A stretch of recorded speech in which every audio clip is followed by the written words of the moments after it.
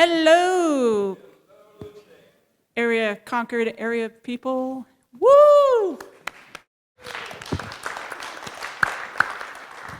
This is so exciting. Last year we did it Zoom. We did it quite awesome like Zoom. Concord TV helped us out. I was in the studio. All the contestants were all over the world. Well, actually somewhere in Concord. And this is the Concord Rotary Club. We host every year this competition. We have 8 schools that can, amazing, there's that many schools in this area. 8 schools where high schoolers can compete for money. And I'm going to actually, in a minute, I'm going to let Warren get into all the details. So what I'm going to do now is I'm going to invite Warren. Did you want to come up here? Yay, let's give Warren a round of applause. I would just like to say welcome to you students who have worked so bloody hard to put this together. We know it's not a requirement in your school. I don't think it is. But why do I need 2 mics, Lucy? Lucy is belt and suspenders for sure. Anyway, it's just a delight to see you here. Teachers, any teachers here? Parents, you're most welcome. You should be so proud. I know you are of your kids. Family, everybody else that's here. Mark, are you here? Yeah. Well, Mark Siborowski, I think, is going to say a few words, but let me just preempt and say, you students are in a tough sequence of speakers in this location. It was here in 1860 that Abraham Lincoln spoke. So what should such a man be doing in Concord, New Hampshire?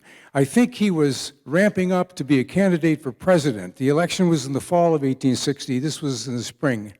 I think he was coming to visit his son, who was a student at Phillips Exeter Academy. But he stopped over and he stayed the night in the Phoenix Hotel and he gave a speech.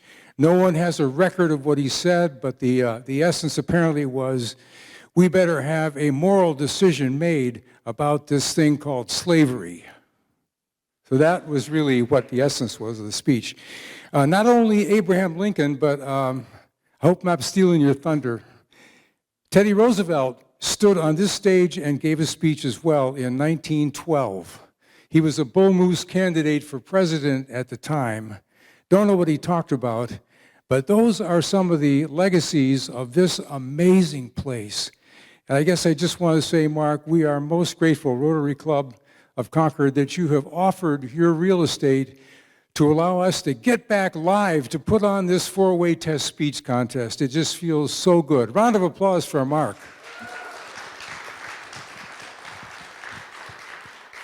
And while I'm sorting out thank yous, Mark, you want to come up and say something? Come right on up. While he's walking up, I just want to give a thank you to Concord TV, Josh Hardy. He's become a part of our team. Carl Smith, those of you who know this band called Club Soda, this is Carl Smith. He's our sound guy. And Lucy Morris, who was just up a minute ago, who was our chairperson, who put all the pieces together so we could have this contest tonight. All the Rotarians that are here, the judges, the scorekeeper, the timekeeper, the escorts, thank you all Rotarians for being here. I'm going to turn this over to our host, Mark Siborowski. Well, thank you.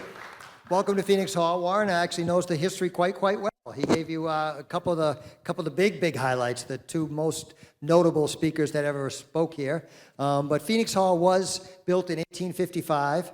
What CVS right across the alley was a 4-story building. That was the Phoenix Hotel. And there was a bridge over the alley, so you could come from the hotel right into the hall. And this was basically the function hall for the hotel. But it was also one of the premier events spaces in the city of Concord and hosted many notable events. It was really one of the key gathering places for the city of Concord. So it was built in 1855. As Warren said, on March 1st, 1860, Abe Lincoln spoke here. And as he said, his son was a student at Phillips Exeter Academy, and he gave a speech here. doing the stomping the grounds for his presidential run. And as you all know, he went on to become our 16th president. And another interesting tidbit is Edwin Wilkes Booth, the brother of John Wilkes Booth, who assassinated Lincoln, was a Shakespeare vaudeville performer. So not only did Lincoln speak here, but the brother of the guy who assassinated Lincoln performed here as a Shakespeare vaudeville performer. So an incredible twist of fated history. Unfortunately, in 1893, there was one of Concord's many big fires. And in 1893, there was a fire that gutted the hall. The walls were standing, but the whole interior was gutted. It was built pretty much, as far as I can tell from research, built pretty much the way it was, and opened up in 1895 as the new Phoenix Hall, now 127 years old. And as Warren said, in 1912, Teddy Roosevelt spoke on the stage. So if these walls could talk, so many things have happened here. It was, like I say, one of the big places where the community gathered for all kinds of events, whether it be political speeches, theater, dances, horticultural fairs, boxing matches were big here in the 30s. They used to do a lot of boxing matches up here. And the hall went silent back in, I think it was 1956, that the Phoenix Hotel burnt down, the upper floors, and the bridge over to it, which was the main point of access, went down in the fire. And so the space got isolated in the 50s. My grandfather in 1973 put in that elevator and that stairwell to try to get the space accessible again, but there was really no plan to follow through and bring it back. But it is a hidden gem in the city. I'm always curious, who's up here for the first time? Just raise your hand if you've never been up here. Yeah, most of you. And that's not unusual. It really isn't. For such an iconic place in the history of Concord, so many people have not set foot in here and seen it. So, and the plan is to change all that. My plans are to turn into a restaurant, music hall, function hall, event center, and yes, I hope to have presidential primary debates here in the future, broadcast nationally from Phoenix Hall. Here we are the first of the nation primary. Assuming we can hold on to it. They're always trying to steal it from us, but assuming we hang on to it, we're here at the first in the nation, capital city, first in the nation primary, and what happens here? Not much. They file for their candidacy and they do their walk up Main Street, go into coffee shops, do their living room chats, but this would be an incredible place that has that historic feel, and of course with Lincoln and Roosevelt spoken here, it would be a iconic place to hold presidential primary debates. So hopefully that's in the future too. So. Working on plans. COVID was a big setback, and construction prices have gone through the roof with COVID. But I'm determined to keep plugging away at it, and hopefully in the coming years we'll see this place, the rebirth of Phoenix Hall for the third time around, and it will be once again a vibrant place in the fabric of our community, and I think it will really be a game change for downtown Concord. So enjoy, welcome, and best of luck to all the students who are about to compete. Go for it. Thank you. Thank you very much, Mark. Just one other little thing about the history of the four-way test. We know what that is. We all know. The signs are up here. Is it the truth? And so on and so forth. But where in the world did such a thing come from? The year was 1932, the height of the Depression. And there was a man called Herbert Taylor. He lived in Chicago. He worked for Club Aluminum Products. This company made kitchenware, like carrot peelers and pots and pans and so on and so forth. But their business was going down the tubes just like about every other business in the day. And morale was low, and wages were low, and people were hungry, and they were biting each other at work. The company was going to bankruptcy. And so the president of this company said, we got to do something to increase the morale and the esprit de corps of this company. Let's see what we can do. So Herbert Taylor was charged with developing some sort of, what's called a mantra. He came up with 4 questions. You see them up here. And the idea was that if each one of those company employees could get that stuff within themselves and use that as a basis for making a decision about how they speak to other people, or how they relate to their competition in the business, or just live their life in general. We all have these decisions we have to make, and how do we react to them? And this really took off like wildfire. And that company did well. He did not go bankrupt. Herbert Taylor became a Rotarian, and in 1943, Rotary International adopted the four-way test as a kind of an overall mantra that we Rotarians hope to be able to implement in the way we act in our lives, in our business. And it's now all around the world. This contest is available to any Rotary club in the world, and in fact, all over the world, four-way test speech contests occur. Well, so much about that. Let's get on with this contest. We have 6 speakers tonight. They have at random drawn their number, the order of which is just a piece of paper with a number on it. I will call all 6 forward, and they will introduce themselves to you, and we will learn who the top 3 finishers are in this contest. Those top 3 will then be invited to our Rotary Club meeting next Tuesday, and they will give their speech again to the club members. And they will be the winners of the prizes. The prizes are $250 for third place, $500 for second, and $1,000 for first place finish. The first place finisher will then go on to another level of competition at district semifinals in Henniker and first Sunday in April. And if that person does well there, they go to the district finals and on up and up and up for more cash. But I just want to say the cash is only part of it. It's really what these guys had to go through, guys and gals, to search their mind and to figure out how this four-way test, is it really appropriate now? I mean, the world has changed. Is this still relevant? I'm really looking forward to hearing what these kids came up with. So I would like to call forward our speaker number 1. You're on.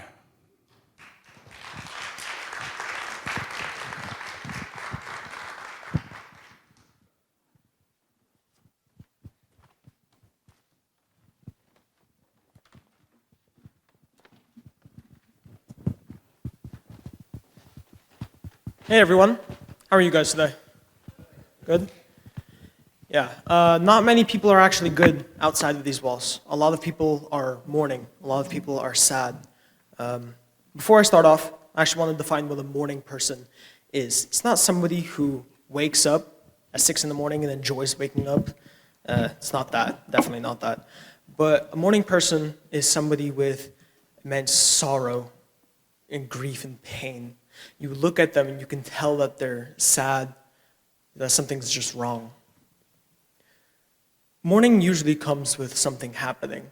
A loved one passes away, favorite animal passes away, or even your favorite college football team not winning the state championships. But it all comes down to one thing. They're all sad. As you all know, Russia's currently at war with Ukraine. And this is displacing millions of people. Hundreds of people are dying by the week. And this is causing mourning to hundreds of millions of people. My family had actually, my parents were born in the Ukraine. They had moved to the US in 2002 to give their kids a better life here. And here I am, standing in front of you, shaking like there's no tomorrow. But this whole run-up, this whole explanation, was just to tell you and explain why my family was mourning, why I was mourning.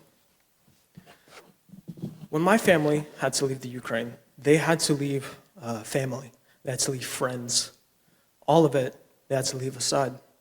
I was actually able to visit them this summer. It was really nice. I was able to walk through the beautiful streets of Kyiv, which are now filled with rubble and dead bodies.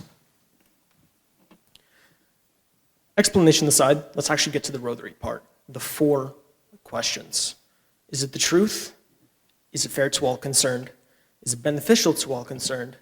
And will it build goodwill and better friendships? My topic today was, should you comfort a mourning person? No, let's just apply those 4. First off, is it the truth to comfort a mourning person? This is actually really hard to answer, as it's a question. There's no definite yes or no. So as I thought about it, and I talked with my friends, my family, and my teachers, we had all decided that yes, it's a truth, the moral truth. It's based off of the person's conscience. Does the person realize that comforting may actually hurt the person more if they don't know them? The second one, is it fair to all concerned? It is fair. Neither side is gaining an advantage. That's what being fair is. No side is better than the other. The person, the comforter, is trying to help, not gain an advantage. And the person being comforted, they're gaining joy. That's not something bad. Is it beneficial? It is beneficial. Now let me explain. The comforter, they're able to receive joy. They realize that they have helped a person.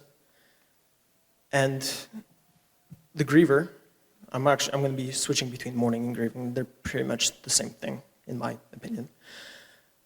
But the griever, they also receive something. They receive joy. They receive love. They realize that somebody's caring for them in these dark times. And the last question, will it build goodwill and better friendships? Now, surprisingly, this is a really hard question. Most people would just laugh at this. They would think, oh, of course, yeah, the comforter, they receive joy. The person being comforted, they also receive joy. But the thing is, nobody takes into the account the variable of human nature. We're all different in some way, shape, form, or another. Many people will see this and then enjoy it. They'll receive gladness, and, well, they'll just become a better person. They'll enjoy it. But some people may take this, and they just might fall deeper into grief. You never know, because if you don't know the person and you try to comfort them, you don't know what they're mourning for. You could just drive them deeper and deeper into grief and just cause more problems. To recap this, let's just go over the 4 things and what they were again. It is a truth, but it's a moral truth based off of the person's conscience. And are they willing to drive a person deeper into grief if they don't know them? It is fair to all concerned, as neither side is gaining an advantage. It is beneficial, as both sides are receiving something.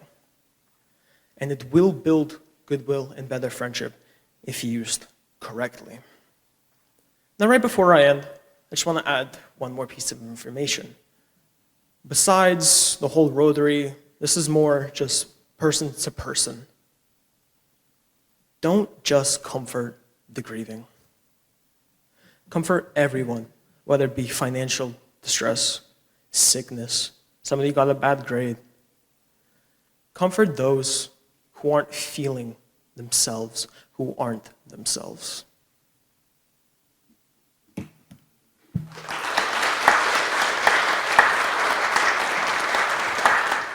Speaker number 2. Good afternoon. Who here remembers April 16th, 2007? Probably none of you. But if you went to Virginia Tech at this time, you definitely would. On this day in 2007, 32 people were left dead after somebody walked into the building with a 9mm and a .32 caliber pistol. And this is not just an isolated incident. In 2021, there was an average of 10 mass shootings a week. Since 2013, there has been an average of one shooting a week, with only at least one shooting a week, with only 1 week that didn't have a shooting. Now, Albert Einstein once said, "Necessity is the mother of all invention." And this is a necessity. We need to fix this problem, this cancer growing on American society. And that's why I come before you today, to talk about this cancer, and so we can end it and put a stop to it. 3 million people every year witness gun violence. And gun deaths are the leading cause of death in teens. And this is just one of many issues. Now, many people will say, guns don't kill people, people kill people. But If guns don't kill people, why do mass killers arm themselves with guns? DeShane Stokes. And if guns don't kill people, why do militaries race to see who can build the better gun, or who can use the gun the most effectively? And if guns don't kill people, why are they even useful for self-defense? Why do we need them? What is the point of a gun but to kill? Now, there are countries who have put in restrictions for guns. Japan being one of the most strict gun control countries in the world. And their gun death rate is 0.06 people per capita, 200 times less than America's 12.21. It's important to note that their murder rate is also down 15 times. And another important note here is that states that have restricted guns also have seen a decrease in violent crime. And this isn't really about just the everyday American. It's not just about me. It's not just about you. It's about all the families in America that want to make it a little bit harder for their children to get gunned down. Barack Obama said that. And I think he was completely right. Because if our children are getting gunned down in the schools, what's the point of even going to school? What's the point of going to school if every day I have to go there and live in fear of being shot? What's the point in going anywhere at that point? And no one remembers the people who were shot. People remember the people who shot at schools, people who shot other people, but no one remembers the people who were shot. Stalin said, "One death is a tragedy, a million is a statistic." People who are being shot are just a statistic at this point, as you can see through all the statistics in my speech. And one thing that we forget is that morality ends where guns begin. Because guns do not possess morality. Now, a lot of people who are for guns say, "Hey, I'm a patriot. My guns represent my freedom. And my freedom is here, and it's my Second Amendment to own my gun." Well, if you're a patriot, then lay down your arms. Protect our children. So, if you're such a patriot, why aren't we scared of these? Because we don't hear about them often enough. We hear about them a lot, but not often enough. They kill millions of people each year, and we do nothing about this. Now, for reference, 9/11 killed about 3,000 people. And right after that incident, a huge tragedy, we made changes instantly. And nothing has been done about this in the past years. Now, can you imagine a world, a utopia, where children didn't have to fear going to schools, where children were happy playing outside? Can you imagine a world where you never heard about a gun death again? So, I'm done with hearing about school shootings. I'm done with hearing about children being shot down in the streets. I'm done. Let's fix our society today. Let's fix our society right now.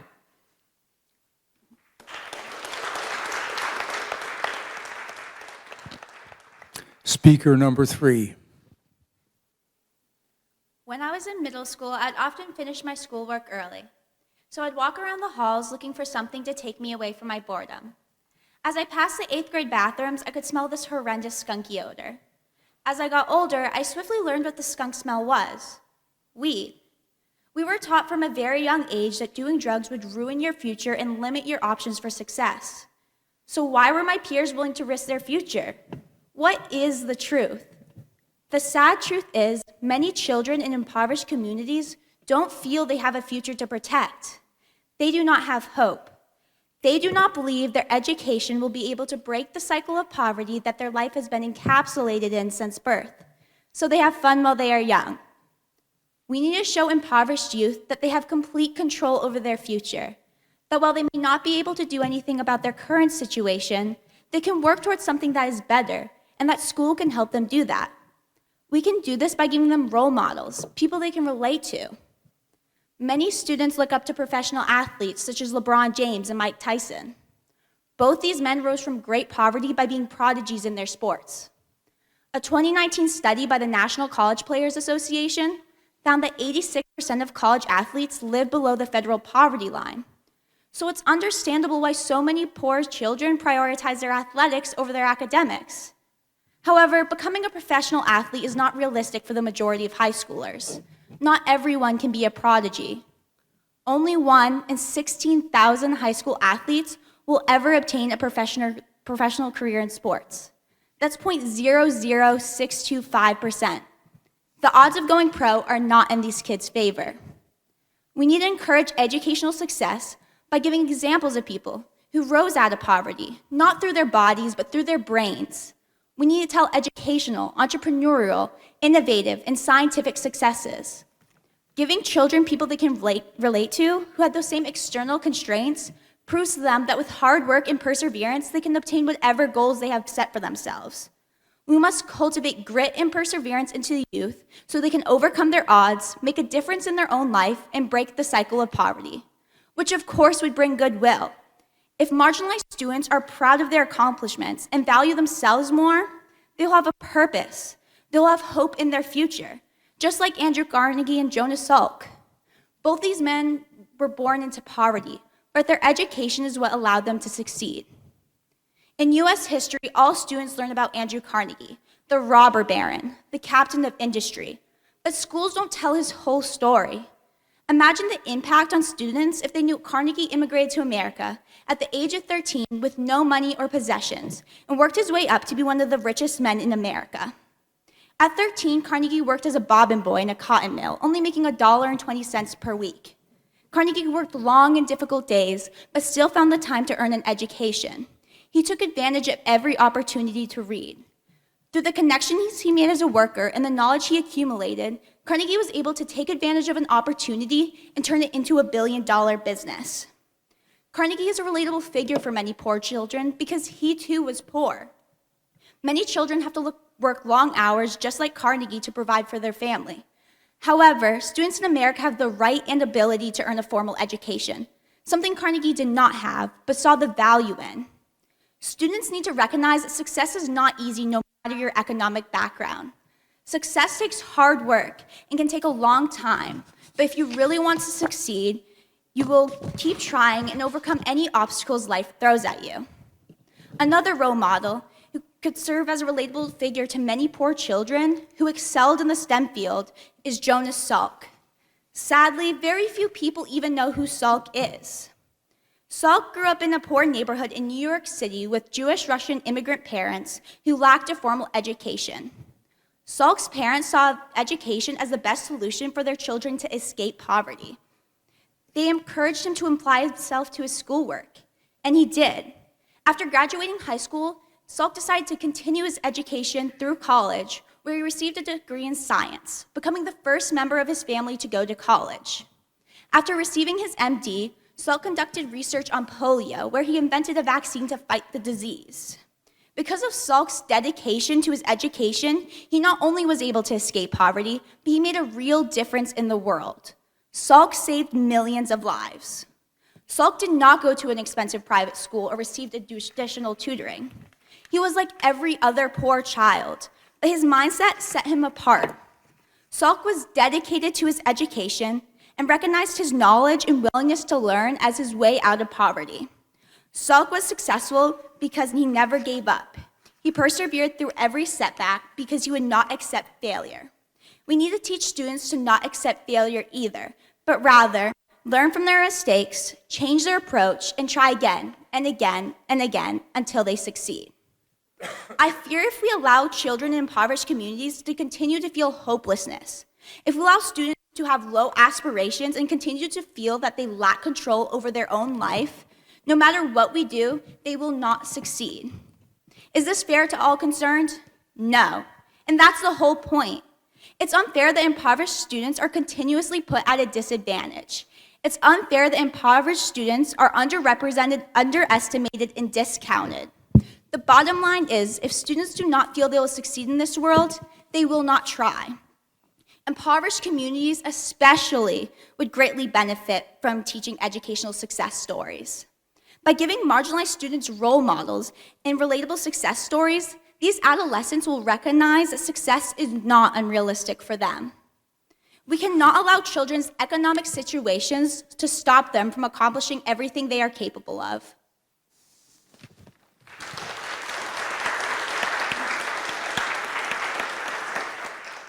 Speaker number 4. What is the four-way test? That was the first question that crossed my mind when I first found out about this about 2 weeks ago from my school counselor, Mr. Shimataro. That was I had to look it up, as long as what the Rotary Club is. But once I found out what the four-way test was, I began to rack my brain about what do I apply these things to in my everyday life. And the first thing I realized was that I do apply them every day in my everyday life with things that I do every day. I said every day like 7 times there. The first thing that I thought of when I found about the four-way test was about how when I moved to New Hampshire from Seattle about 1.5 years ago, I had no idea what I was getting into. I was moving to a new place, to a place I'd never even heard of before. Sorry, New Hampshireites, but I thought it was in England. So at first I just didn't accept it. I told my parents, no, I'm not moving to New England, New Hampshire, Amsterdam. I didn't even know what to call it. And then I began to be like, it's not fair to me. My brother and sister, they're going into 6th grade and freshman year. They're transitioning into new things where everyone's new. But as a junior in high school, it's not new to me. Everyone else has just had their friend groups. And I mean, I was scared. For the first time in my life, I was really just scared and terrified of the new things that I was going to do. And then I went to my first day of football practice, a sport that I'd never played in my life. I played soccer for 12 years of my life, and all of a sudden I'm playing football. But as my friends back in Washington told me, just make something new out of yourself, just try something new and see what happens. So I showed up on my first day of football practice, and they found out I was from Seattle. They're like, oh, you're not one of those idiots out from the West Coast. I was like, I don't know, am I? So that was my first day in New Hampshire, was meeting all these new kids who didn't accept me for who I was. So I called my friends back from Seattle, and I was like, hey, I'm scared. I don't know what to do. What do you suggest? And they were like, well, you could just make up something and tell them a fake personality. I mean, they don't know anything about you. For all they know, I mean, you're an actor or something. And I realized, like, I want to be true to myself when moving to New Hampshire. So the second day in New Hampshire, I went to practice and told them who I was, met new kids, and sorry, I'm just gonna look at my notes real quick. I got the brain of a goldfish. And I met these new kids. The third day of practice, however, was a little bit different. It's when we first got pads. So these kids that had never known me, they got to hit me. And I was scared. I was never just wasn't used to being hit as a goalkeeper in soccer. I mean, I hit the ball, but not 250 pounds, 6'5" of our lineman we're going to call him Bubba for now. That's what we call him. But the four-way test by the Rotary Club, it made me realize that it doesn't have to be something that we use it doesn't have to be something that you have to think of before you use it, as it's qualities and questions that you ask yourself every single day as a person and as an individual. Like, all of these questions that made me realize, I asked them myself when I first moved to New Hampshire, albeit I didn't know what the Rotary Club was. I thought it was about robotics, I'm not going to lie. But these questions made me realize that I should not worry about whether or not my life is meeting these questions, but about whether or not I can provide a way to meet my life standards by using these questions in my everyday standard of life.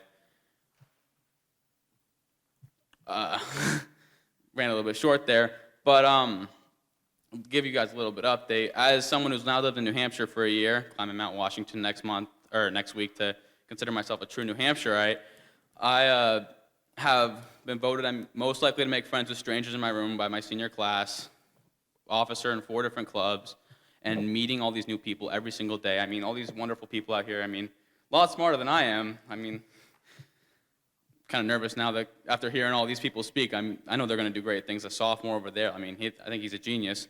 But I think that using these qualities every day is a really impactful way to just live your life. Yeah, I didn't make 5 minutes, I'm sorry.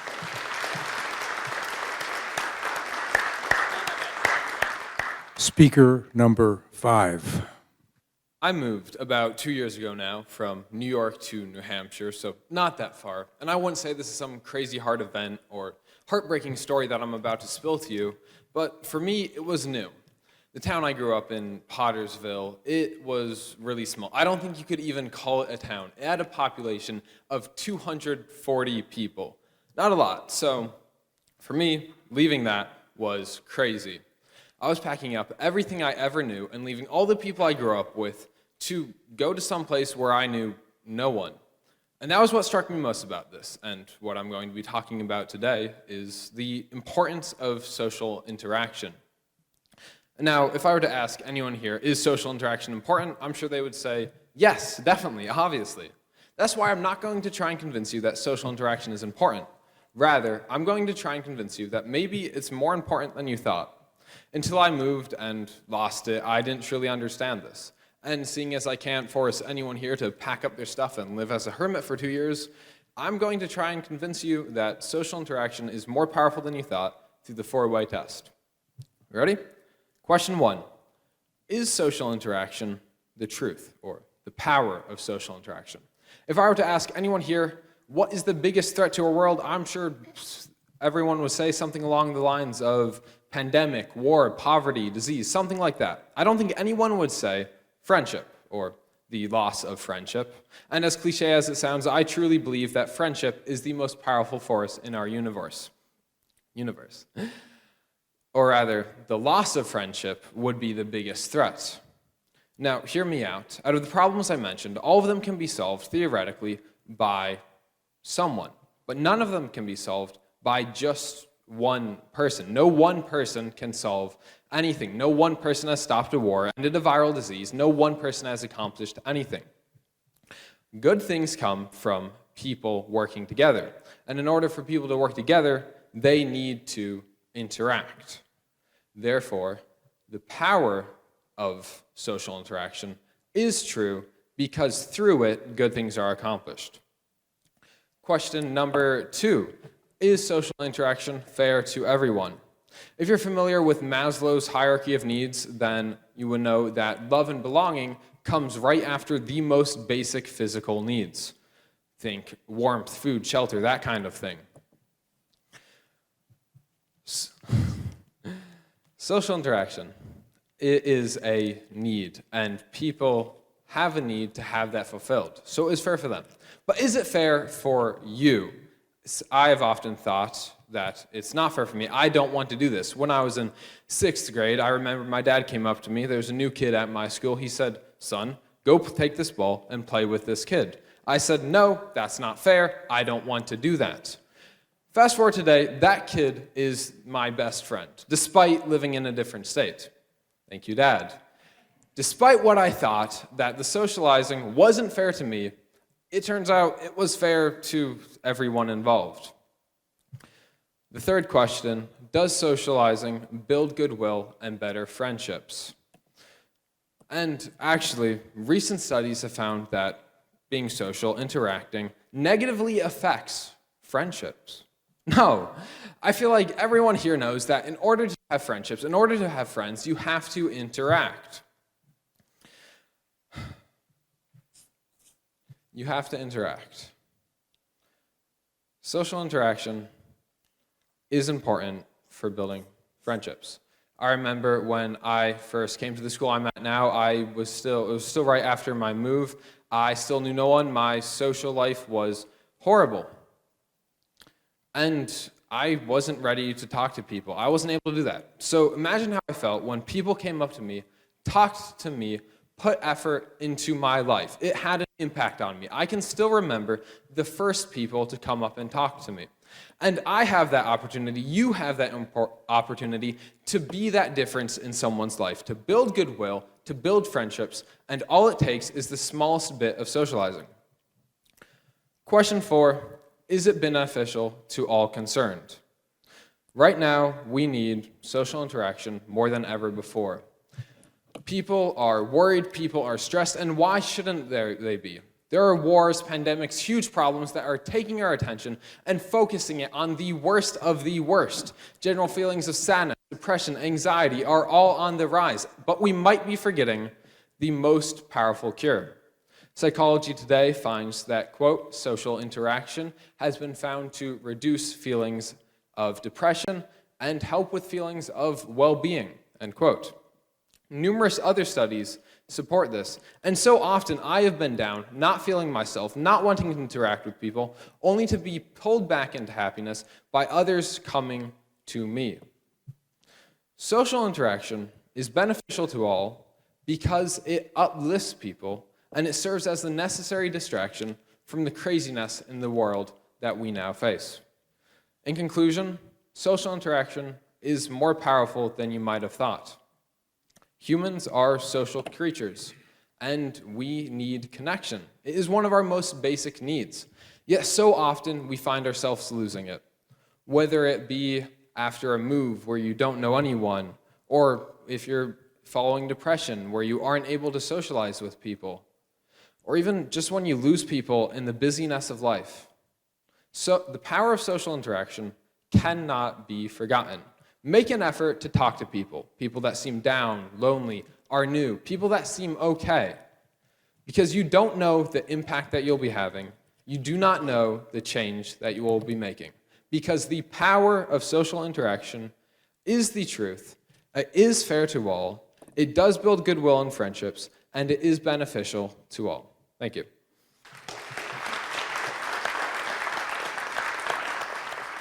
Speaker number 6.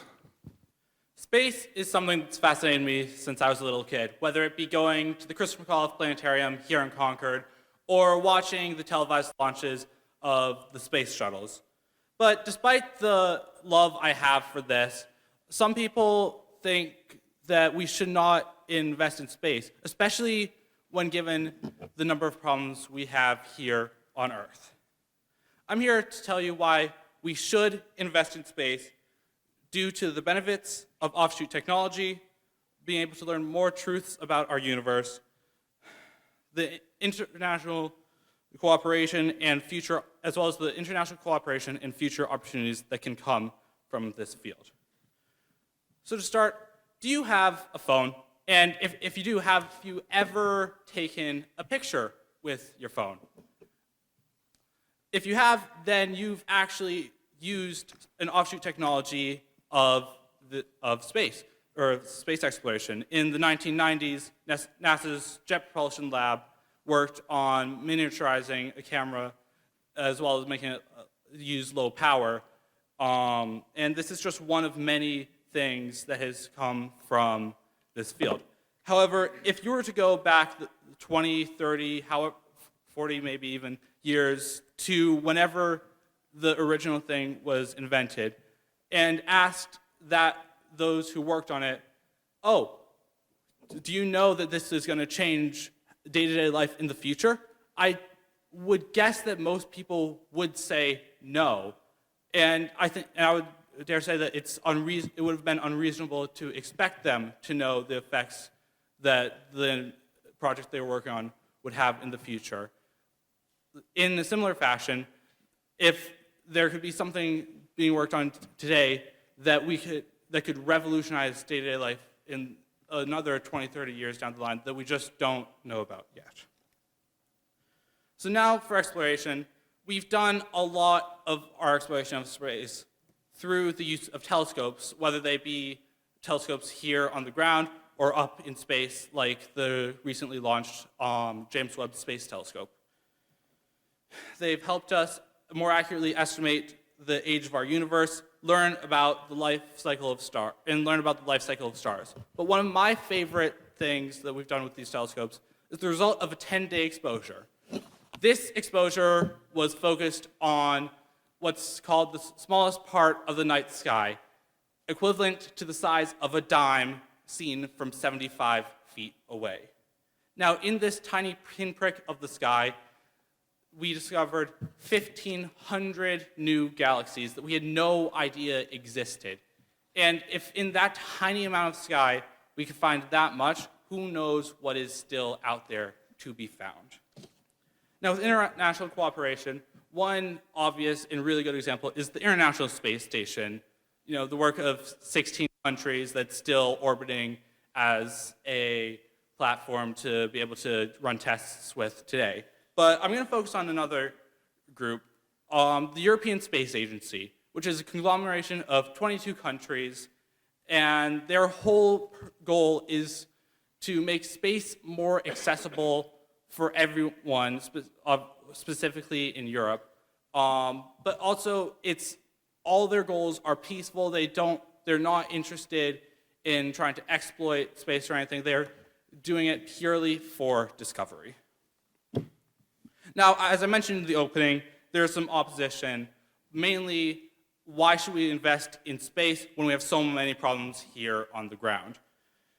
In fact, a Business Insider survey found of around 1,000 people found over 800 of those people would have cut NASA's budget based on their estimations.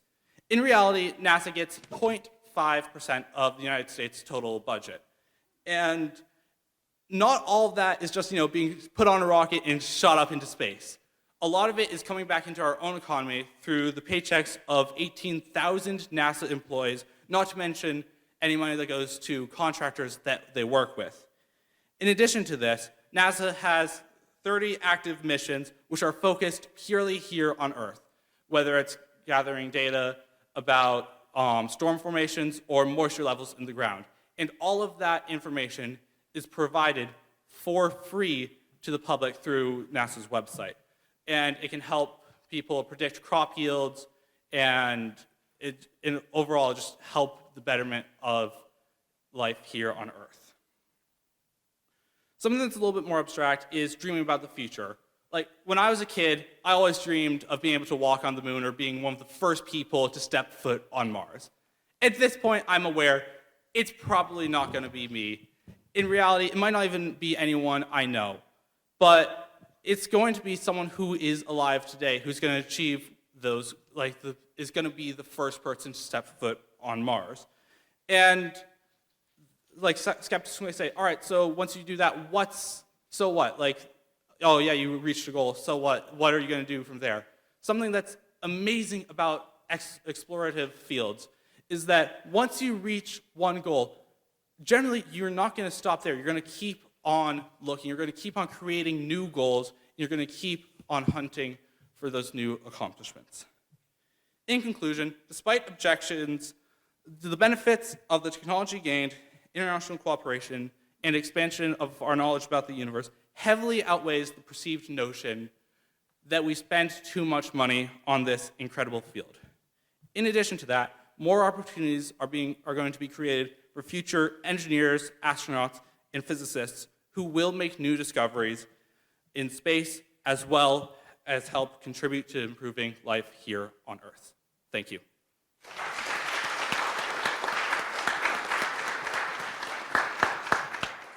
I'd like to call all 6 of our speakers up and join me on the stage. Come on up, guys. This is our time.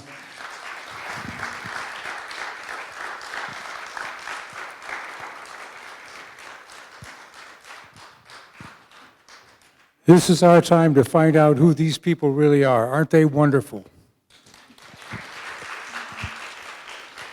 I'm going to give you your certificates of participation, and I'll do that by addressing your first name. I'm going to go alphabetical order by your last name, and if you will then step to the microphone and tell everybody your full name, what school you're from, and a little bit about what turns you on. Maybe your future or maybe something.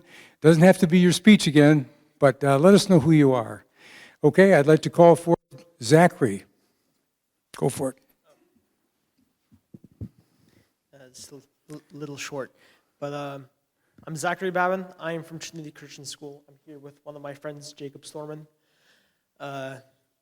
I'm a sophomore in high school currently. I believe Sean was the one that mentioned me, the genius, although I don't think I'm a genius. I'm a guy. I like the normal guy things, sports, video games. Not so many guy things. Cooking, reading. That's just a little about me. Congratulations. Colby, you're up next. I'm Colby Van Cunnevorf. I'm from Bishop Brady High School. I'm a junior this year, and my favorite hobby is most definitely flying.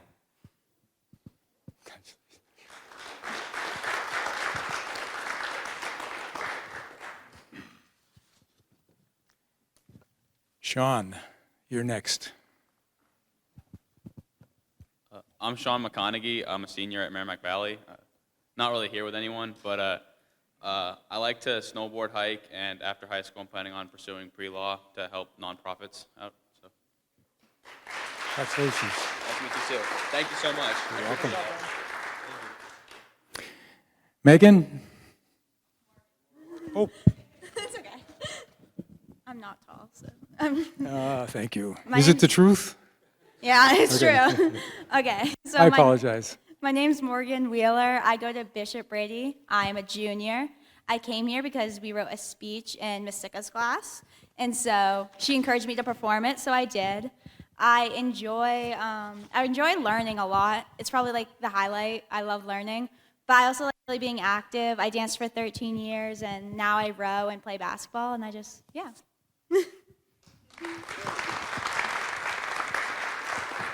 We'll get your name correct, sorry. It's all right. Okay, we'll keep going. Just go ahead and introduce yourself. Greg, you want to step up? Hi, I'm Greg Watson. I am also a junior at Bishop Brady High School. I play ice hockey, football, and I throw for track and field. And in case you couldn't guess, I am interested in going into the aerospace field. Congratulations. Okay.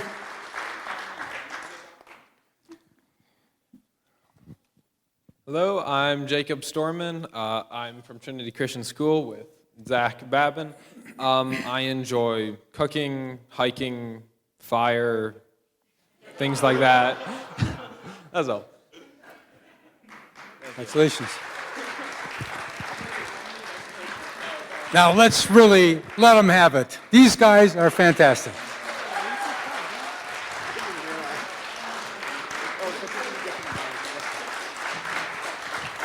In addition to the four-way test speech contest, Rotary Club of Concord offers every year a substantial amount of money for scholarships for seniors in the greater Concord area, including all the schools that you see represented here.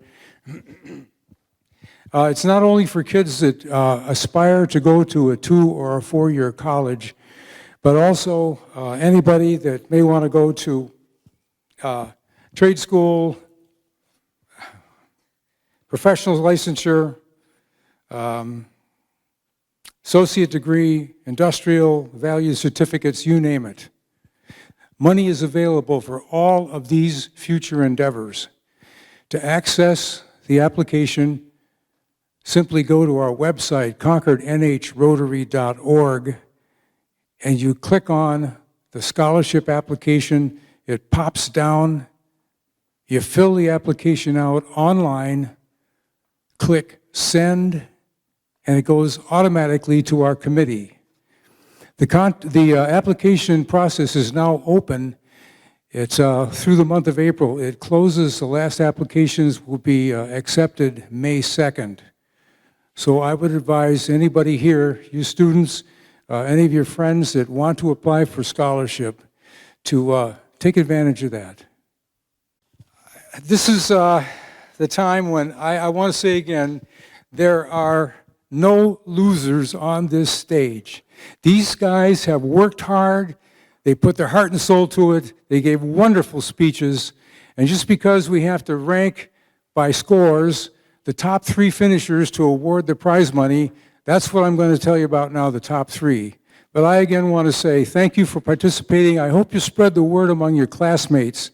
The sophomores now, they'll be juniors next year. Those are the ones that really like to do this. And college applications, college admissions departments, their eyes light up when they see that you have participated in the Rotary four-way test contest. Trust me on that.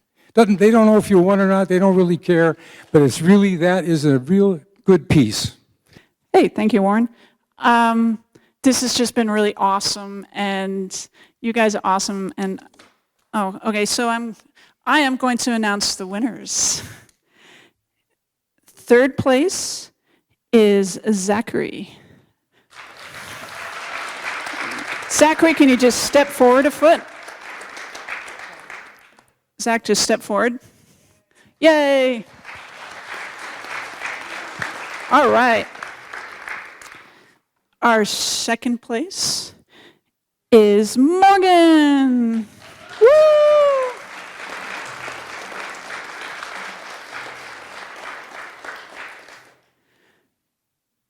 Okay, I'm not going to leave you in suspense. Our first place is Jacob. Hey, congratulations.